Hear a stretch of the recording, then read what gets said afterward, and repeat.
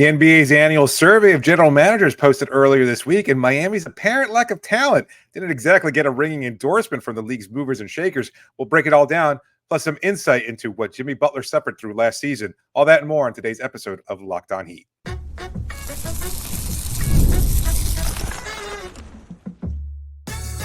You are Locked On Heat, your daily Miami Heat podcast, part of the Locked On Podcast Network, your team every day.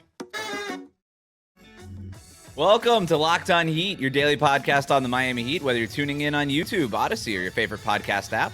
Thanks for making Locked On Heat your first listen every day. I'm Wes Goldberg, editor at allyoucanheat.com, here with David Ramil. Both of us are credentialed Heat media members who cover this team every day, and the best way to support the show is to leave a 5-star rating and review on your podcast app and join more than 14,000 Locked On Heat lifers by subscribing on YouTube. Today's episode is sponsored by Game Time. Download the Game Time app, create an account, use the code LOCKEDONNBA for $20 off your first purchase. We're going to get to the Heat being overlooked again on the NBA GM survey and then conduct one of our own. But first, David, we have to get to the surprising news that apparently Jimmy Butler's dad passed away in the middle of last season. That was revealed on the new Netflix show, Starting Five. Butler's father had been in the hospital, and at 1 o'clock in the morning on February 8th, while Jimmy Butler was on a flight, his father died, and he had just seen him in the hospital hours before to drop off his game shoes after posting a triple-double against the Spurs, which was arguably his best game of the season. Butler opened up about this on the documentary, about how hard it was on him, saying he didn't care about basketball after that.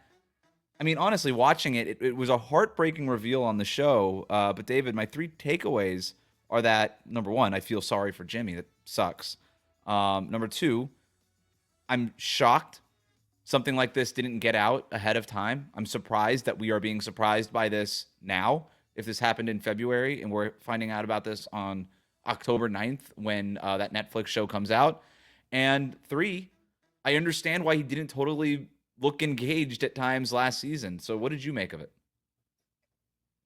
Yeah, first and foremost, that the feeling that he had lost somebody so important, like that is just unbelievable. And I feel terrible because I know that he has been a frequent topic of our off-season discussions and everything else like that. And, you know, my problem was never with level of engagement and whether or not Jimmy had to play like a superstar and things of that sort. It was always more about the conversation regarding the contract demand. And I realized that doesn't come from him necessarily, that it was mostly leaked through his agent, but ultimately as a client, it's he his can't representation. He can always dictate what Bernie Lee says and puts out publicly. So, you know, that was my issue, but it kind of brings you back to earth a lot because, you know, we have been kind of looking at Jimmy and wondering, well, what the heck was going on? Like, why didn't he look like the player that he was? And, you know, why was he disengaged? And that's why he was in the play-in tournament, and that's why he got hurt, and then that's why that season ended prematurely, at least in my opinion. But now we all kind of understand this personal tragedy that he was dealing with. And not even that, but he found out that his father had a terminal condition before the NBA Finals, just the season before. Like that was a real eye-opener there. Like his father underwent testing and then found out that his condition was terminal and that he was doing it right before a game, I believe. And he handed him the Eastern Conference Finals MVP trophy and then kind of had to make an adjustment and figure it out on the fly. But he was dealing with this throughout all of last season. The idea that, you know what, my dad is dying. That is a hell of a burden for Jimmy to have carried and to have kept it to himself. And it's easy to kind of bag on these players when you have no idea what they're dealing with behind the scenes. And I think that's something that we do as media. I think it's something that fans do a lot. I think we try to diffuse it as much as possible, but you know, ultimately we always want the player and the team to succeed, but there's never an understanding of the severity of what they're dealing with beyond the court or the field or anything else like that. And this was a really painful reminder of that, is that we just had no idea that Jimmy was dealing with it. I mean, he says that. I mean, he says it in the documentary too. He says, quote, "Athletes are human too. We hurt and we cry and we grieve and we're angry when something is going on in our life. And you can't see it, just like we can't see what's going on in your life either." And it is a reminder that we don't know what's going on, right? Like, again, I am shocked that this didn't get out before. And I don't know how much even the Miami Heat truly knew. I'm sure they had, some knowledge of what was Had going to. on with that, I but think they gave him leave, and everybody knew what was the leave was yeah, and he took for. time off of personal reasons and things like that, and so yeah, we understand that, but you know, um, we don't know what's going on in terms of fans, in terms of media, and that's okay. And by the way, I don't look. I'll preface everything I'm about to say with it's awful. It is awful, and I don't know what else. There's nothing else to really say about that. It's a tragedy they had to deal with, and I don't wish that on anybody dealing with this at all. Like a terminal illness, or dealing with a family member, especially somebody as close to Jimmy Butler as his father was, where they formed a real it's a complicated history between Jimmy Butler and his father, but they formed a really strong bond over the last few years of Jimmy Butler Jr.'s life. Jimmy Butler Jr. is Jimmy Butler's father, and and that Jimmy was clearly dealing with this. He said this during the documentary. This is after the All-Star break. He goes, right after the All-Star break, my teammates, they really need me to be a lot better. I want to always answer to that call, but I couldn't care less about basketball right now. Yeah. I don't care. It sucks to hurt. It sucks to lose people. End quote. Again, very revealing on this Netflix documentary. Nobody knew in terms of media, in terms of fans. Yeah. If a fan is hard on Jimmy Butler for not showing up, we were very hard. Me in particular, I'll own it. Like I was very hard on Jimmy Butler last season. I'm not going to sit here and say I regret any of it. I didn't know what was going on. I'm not going to feel sorry about what I said. I didn't know what was happening.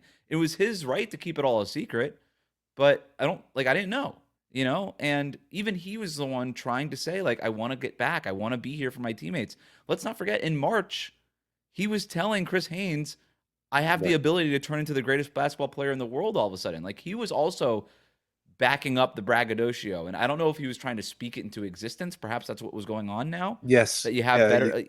But even makes he was sense. out there trying to do it, And I think that's it's insane to think about that struggle that he was dealing with, like that push and pull of wanting to be there for your teammates, trying to honor your dad with a championship, which was what he said he was trying to do, and not being able to do it while dealing with this personal grief. It's just you can't even imagine.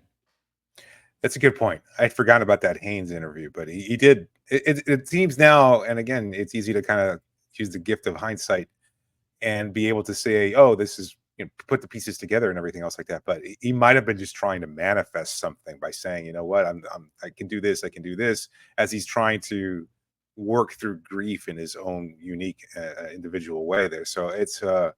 I don't. The idea that he didn't care about basketball. It makes so much sense. Like there's so much more going on outside of this world that we all love and that we all follow so closely, and we rarely have the kind of insight that Jimmy's allowing to us too. So I mean, it was kudos to him and brave of him to be able to reveal these things. Well, and to be comfortable with that. And one other thing too, in terms of the things that he was dealing with, his best friend Kyle Lowry got traded.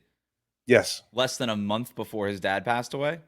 Yeah. And if I do just wonder, had Kyle Lowry been around, I don't know if that would have changed the Miami Heat's fortunes on the court necessarily. Terry Rozier was a better fit in basketball sense, but I do wonder if Jimmy Butler would have, if it would have just helped Jimmy Butler in some way, shape, or form to have that emotional support there. The guy that he's called his brother so much in Kyle Lowry, who's dealt with his own family tragedies in recent years, like that's something that they could have obviously bonded, and I'm sure they did. They're still in contact despite playing for different teams, but it's like okay, one thing after another. It felt like maybe Jimmy Butler was dealing with last year, in addition to like the injuries and the wear and tear on his body and not being physically the same player he used to be. Right, like level of engagement, tragedy, whatever. Like he looked different physically, and there's a sobering part of that as a professional athlete whose body is your entire livelihood. And it's like, yeah, I don't dunk the same way. I can't go up and grab those same rebounds I used to be able to go grab. I can't go all like full tilt defensively and still put up 25 points per game on offense. Like there's like a lot going on for him. And now, he's still dealing with this. There's the weight of this is still going to be there. And now he's got to deal with a contract that he does not have. And all this stuff, like, we could talk about how the media and fans might have been hard on Jimmy Butler. Pat Riley, who knew what was going on, probably was also hard on Jimmy Butler, and that just sort of speaks to like the way, like the nature of, and I'm not pro or against this, but just the nature of what pro athletes, the stress that they are under, the pressure it is under, it is unforgiving. No matter what you're doing. Mike Budenholzer lost his brother and then was fired like a week later. Like Right. this is an unforgiving profession, and people would say that's what the money is for, but there is no question it is an unforgiving I gotta say, job. you mentioned the Riley comments, and that kind of looking back now with this added perspective,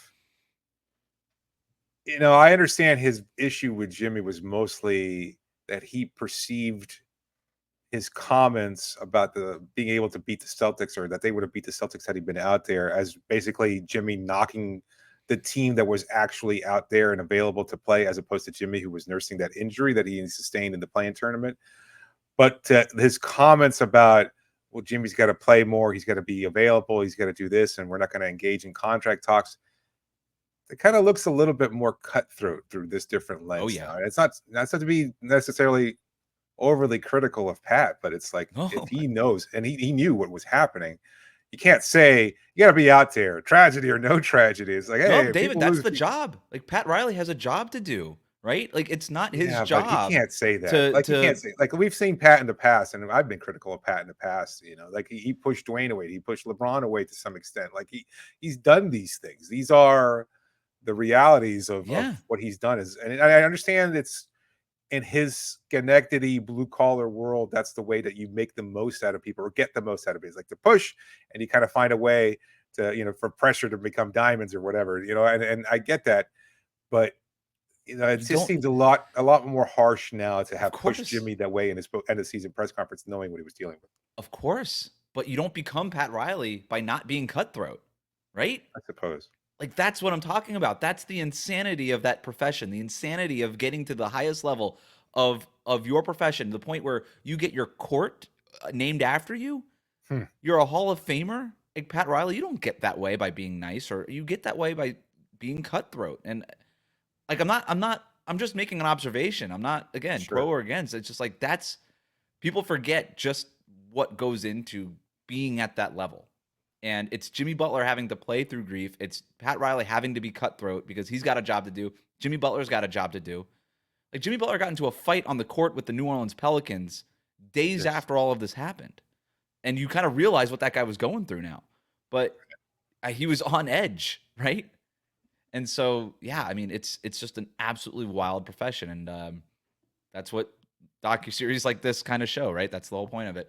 We're going to go ahead and move on here, though. The NBA General Manager Survey has a habit of overlooking the Miami Heat, but they have been actually wrong to do so. They might not be wrong. Let's talk about that next here on Locked On Heat. Today's episode is brought to you by Game Time and their new feature, Game Time Picks. It makes getting tickets for your favorite live events even easier because Game Time Picks filters out all of the fluff to show you only the incredible deals on great seats, so you don't have to waste time searching through thousands of tickets. It can get so boring and tedious. You don't want to deal with that. Game Time does all the work for you, and you can find so much of what you're looking for on Game Time. Don't forget, they're all in pricing, so you can just see the total up front. No worries about a surprise fee at checkout or anything else like that. You know exactly what you're getting with their all-in pricing. You get their seat view, so you know if you're going to a venue you've never been before, you can see exactly where you're going to be sitting from. It's great, very, very, very convenient. And again, their lowest price guarantee. Game Time will credit you 110% of the difference. So right now, take the guesswork out of buying tickets with Game Time. Download the Game Time app, create an account, and use the code LOCKEDONNBA, and you get $20 off your first purchase. Terms do apply, but create an account and redeem the code LOCKEDONNBA, and you get $20 off your first purchase. Download Game Time today. What time is it? It's Game Time. We'll be right back. Thanks for making Locked On Heat your first listen every day. We want to invite you to the exclusive Locked On Heat Insider community. If you want to join, there's a link in the show notes on YouTube and in your podcast description. If you join, you're going to get a bunch of cool stuff, exclusive content, insider info from me and David's reporting on the ground, game notes, stats while we cover these games live, intel on moves and trades that can happen before the trade deadline, and the best of all, the chance to talk with us one-on-one through the subtext messaging platform. We put out a call for a mailbag recently on the Insider program. Everybody who asked a question, their questions will be answered. They get first dibs to those mailbags. It is free for 14 days, and then after that, it's $4.99 a month. You can cancel it anytime, no sweat, but we're really excited to have this chance to connect with you all as we get into the season here.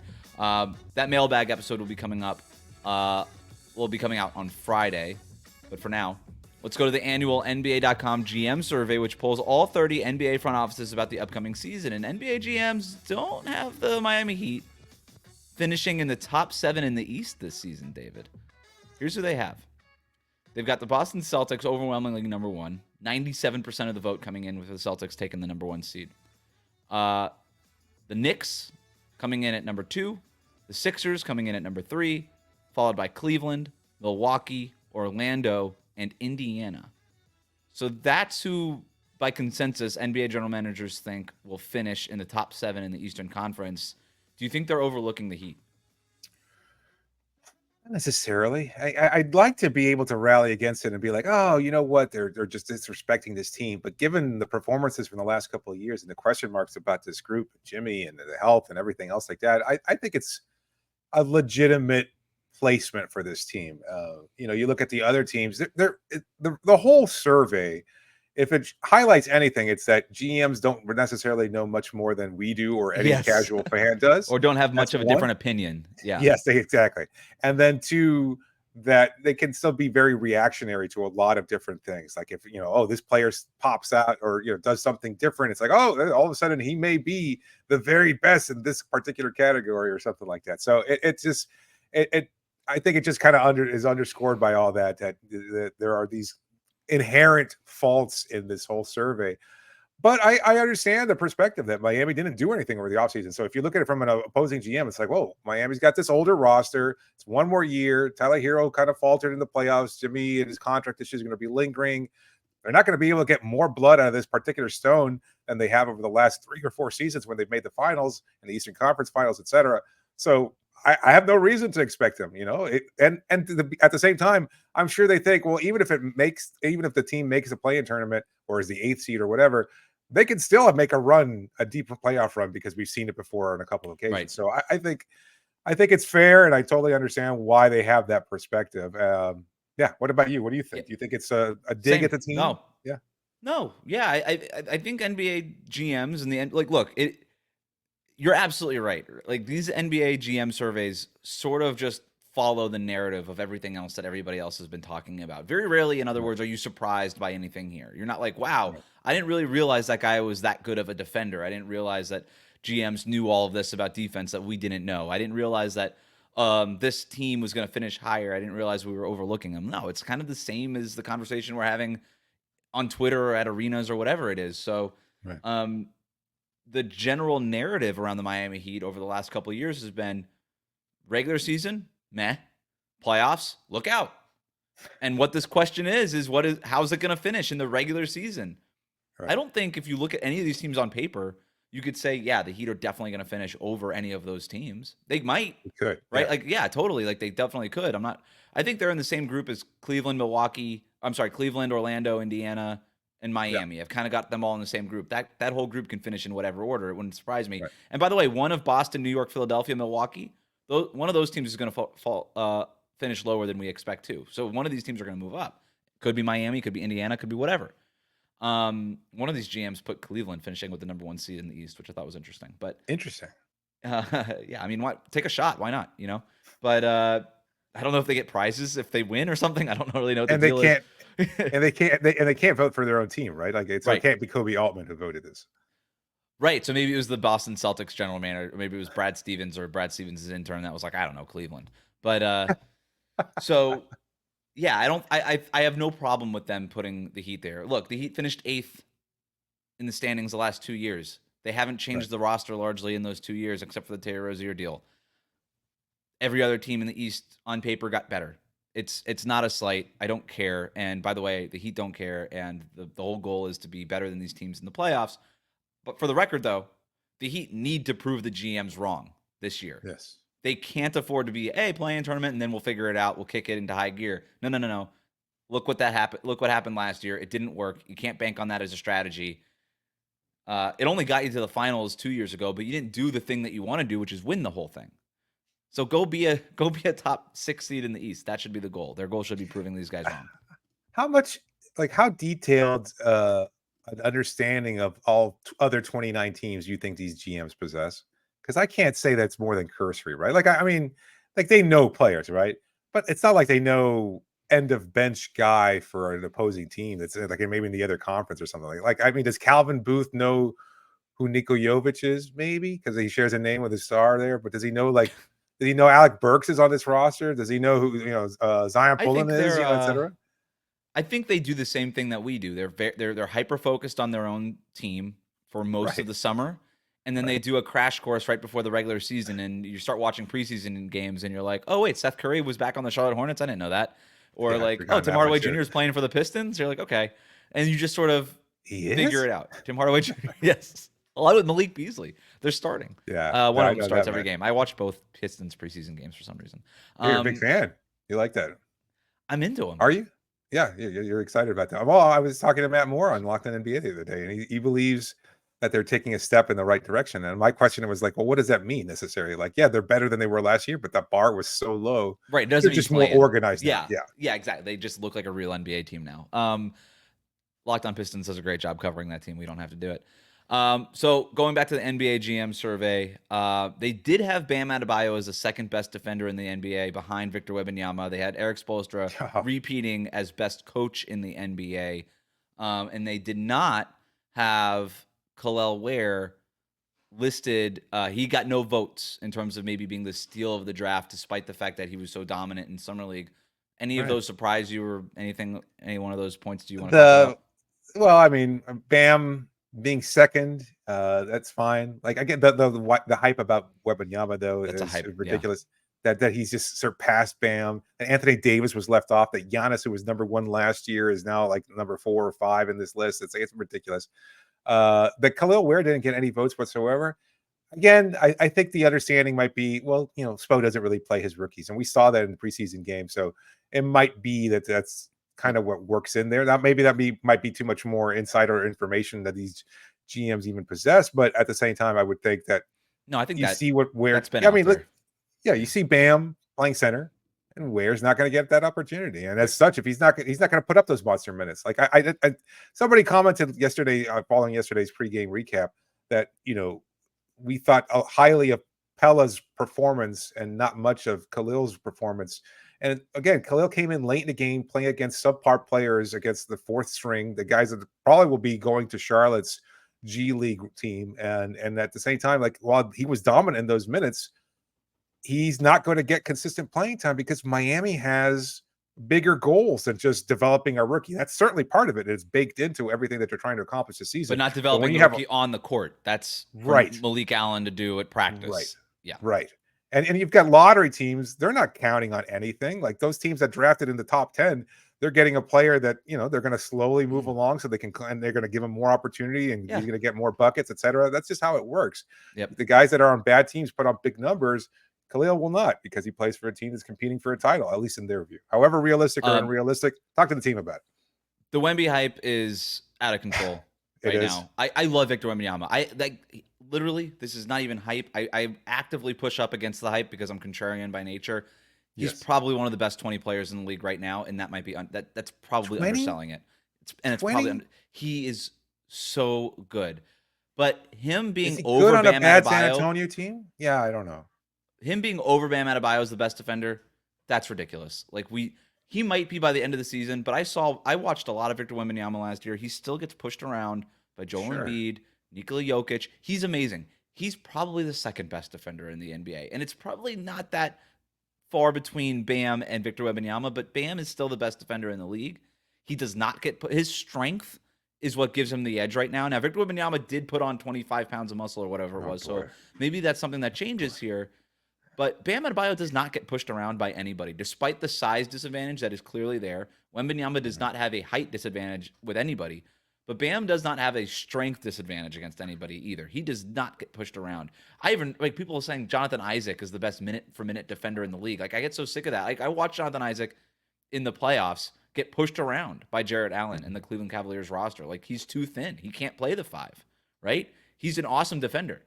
He's not the best. Bam is the best all-around defender in the NBA I don't think it's close. I think he's been that for several years now. You could play any system. The Heat played a switching scheme 2-3 years ago. They ditched the switching scheme last year. Had Bam drop, he was still elite at that. Like he does all of it. There's not anything you can't do defensively with Bam on the court, and that's not the case for basically anybody else. Rudy Gobert can't switch out on the perimeter. Bam can. Victor Wembanyama can't go head to head against Nikola Jokic and Joel Embiid and those big guys because he gets pushed around. Bam can. We saw it in the NBA Finals. Like, let's slow down on the Wemby hype a little bit. But how about this? What if we came up with our own general manager survey? We'll do that next year on Locked On Heat. Today's episode is brought to you by FanDuel. Hey, NFL fans, you can start the season with a big return over at FanDuel, America's #1 sportsbook.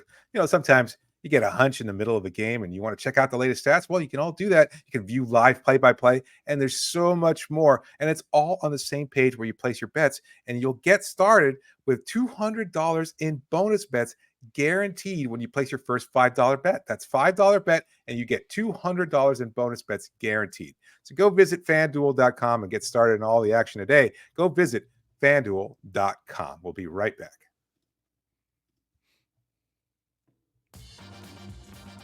Thanks for making Locked On Heat your first listen every day. Best way to support the show. Leave a 5-star rating and review on your podcast app. Hit that subscribe button on YouTube. All right, so what if we just came up with our own general manager survey? So we're the two GMs in this league of two teams, I suppose. We both get handed this sheet. Is it a mail-in ballot? Is it on a computer? Like, is it in a Google Doc that like you fill out? I'm not really sure. I'll just text you. I don't know. You're just texting the Adam Silver your votes. Yeah. Your top 7 in the East. First question. It's not as high. Well, I guess the Karl Anthony trade changes things a little bit. I think it's going to be Philadelphia to win first. I think. You think the Sixers win the most games? Yes. Okay. Yes. All right, go ahead. I think Philadelphia. Give me the rest and of them. I think Boston second, New York third. Let's see, Milwaukee fourth. I think that's fair. I've got Cleveland after that, then Indiana, and then Miami over Orlando. Okay, I'll go Boston, Milwaukee. Second. Wow. I'll go Boston, Milwaukee, New York, Philly, Cleveland, Indiana, Miami. So whatever. I'm Almost a little bit. man. Yeah, I'm a little bit lower on New York in terms of regular season wins because I just think the cat thing is it's gonna take a while to figure it out. I think they're dealing with some injuries right away. It's just their first couple games their first 10 games right out the gate are pretty difficult. So I just think it'll take them a minute. Milwaukee, I just think they're gonna win a bunch of regular season games. Cleveland, they could win 50 games. Whatever, it doesn't matter. But yeah, you and I have Miami in the same place. Steal of the draft. Oh, God. I You can can't skip it. Nobody cares about this draft. Let's skip it. Hella Larson. All right. Hella Larson. There you go. Best defensive player. Bam Adebayo. I think that's pretty fair. I'm going Bam also. Here's the one I really wanted to ask you about. Yeah. Well, who got votes for best defensive player this year before we move on? Gonna scroll here. So best defensive player, Wembanyama got 40% of the vote. Bam got 10% of the vote, tied with Rudy Gobert and Drew Holiday. Giannis 7% of the vote. Anthony Davis 7%. Herb Jones 7%. So yeah, like if I give you a ballot of a top, you want to do 5? Best 5 defenders in the league. Mm-hmm. I mean, I've got to have Bam in there. I think AD being left off. Yeah, AD being left off. I like Gobert's defense. I guess Wembanyama at 4, and I'm trying to think as a 5th. I think Drew is more kind of Giannis. I'll put Giannis in there. That's my top 5. Bam, AD, Rudy, Victor, Giannis. Yeah, I might go Bam, Wemby, AD, Gobert, Herb Jones. You think Victor Wembanyama is a better defender than Rudy Gobert at this point in time? I can't believe that. I don't think so, but that's okay. Yeah. All right. So here's the one I really wanted to ask you about. Yeah. So this is, I think, my favorite question on the GM survey. If you could pick one player to build your franchise around right now, who would it be? and I'll let you know what what they said here on the GM Oh, I know survey. the answer to that. I know the answer already. I'm trying to find it here. Where is it? Build your franchise around. Well, I know my answer is not going to be the same as most of the GMs there because I'm not looking at that young player. I'm looking at a better, complete, all-around player. I would pick Nikola Jokic. Okay, yeah. So Jokic. I'm sorry. So if you were starting a franchise today, could sign any player in the NBA, who would it be? Victor Wembanyama got 77% of the vote. Shai Gilgeous-Alexander 10%. Nikola Jokic 10%. Luka Doncic was fourth with 3%. Last year, Nikola Jokic was number one with 33% of the vote. You said you would go Jokic. I would. Okay. It's not great from a PR perspective, and it kind of sets a template in the locker room as a somewhat surly presence there. But you know what? All he cares about is winning at this point in basketball and horses. And I think he's still the best player on the planet, and I think he changes things so much more dramatically for anybody else. So I think he's easy to build around. He's the kind of player that you'd want to build around. Wembanyama, again, very talented, very young, so I could see why that perspective is there. But I don't think he's good enough at this point to be the kind of guy that you'd want to build a franchise around. Now, if you're saying, you know what, you're going to punt the next 3 or 4 seasons and kind of wait for him to develop and be that kind of guy, and then he'll achieve MVP level status, fine. That's fine if you're willing to do that. But if you want to win now, it's got to be the Joker. I was shocked. Not that Victor Wembanyama was number one, but that he got 77% of the vote. Yeah. That's basically a consensus. In a league full of parity, in a league where who the best player in the NBA is up to a fair debate, right? I think it's Jokic. You think it's Jokic. I think it's been Jokic for 2 or 3 years now. But, reasonable people can argue otherwise. Sure. And the fact that Wemby, after 1 year, is getting basically a consensus vote on this thing, after Nikola Jokic, after coming off of an NBA Finals where he was the most dominant player on the planet, only got 33% of the vote a year ago. Wemby's getting 77% of the vote. It is wild. And here's the craziest thing about it. Yeah. I'm not even sure they're wrong. I would take Wemby. That's the guy. That's the guy. You could pick any player to build your franchise around. This is the guy I'm going to have presumably for the next 10 years. I think I'd take him. But I would strongly consider Luka. Would probably be my next guy. Also, the fact that Shai got 7% more votes than Luka. Like, Shai's older than Luka Doncic. This is why I think this is narrative driven. Everybody thinks Shai is like younger than Luka. Luka's 25. Shai's 26. Yeah. Luka's might be the best player in the NBA right now. Yeah. I think Shai is awesome. I don't think best player in the league is in the cards for him. You know what I mean? Like, I think always top 5. Pretty close. Yeah, totally close. But there's a difference between even being like first team All NBA, perennially first team All NBA, and best dude in the league every time you take the court. And Shai can clearly outplay anybody any given night. But I think Luka and Jokic consistently outplay and create better shots for their teammates more than anybody else. And by the way, they do that more than Victor Wembanyama is ever going to do. Victor Wembanyama can create a good shot in any possession because he's 7'6" and he just shoots everybody, and there's no such thing as a contested shot for him. But he's not going to be making or creating shots for his teammates. I don't think that's what anybody projects for him to be. Where Jokic and Luka are generational passers. So I don't know. I'm a little like, you can make a very great argument that still give me Jokic, give me Luka, guys who I know might be the best player in the league right now. Luka, who's only 25 years old. Like, to me, I would have been between Victor Wembanyama because of how he can raise your floor defensively and is a unicorn offensively. I would have been between him and Luka. Those have been my 2 guys that I would have been between. And I don't think there's so by extension, if Wembanyama is the player that everybody wants to build around, by extension, does that make Duncan Robinson the best player in the league because he owns Victor Wembanyama? Yeah, I think you're right. I think that's a fair thing. Yeah, if only they had that question on the NBA Jam survey. Who's the best player in the league by the mathematics rules of whatever that is. Thanks for making Locked On Heat your first listen every day. Like, comment, subscribe, and follow us on YouTube and your favorite podcast app.